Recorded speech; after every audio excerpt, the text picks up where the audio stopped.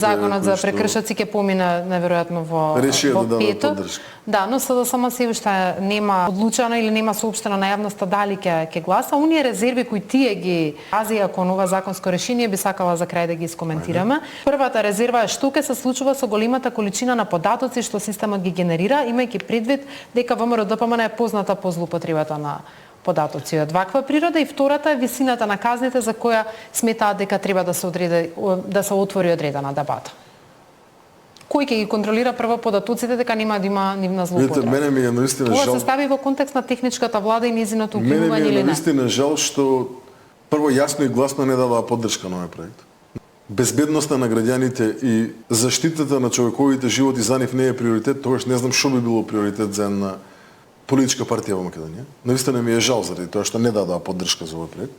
Тезата за злоупотреби и тезата за заштита на лични податоци и тезата за огромен број на информации и така натаму. И што ќе прави ВМРО со неза? А што правеа тие 8 години назад? Добро, не беше во развиен овој систем. Не е точно. Не е точно.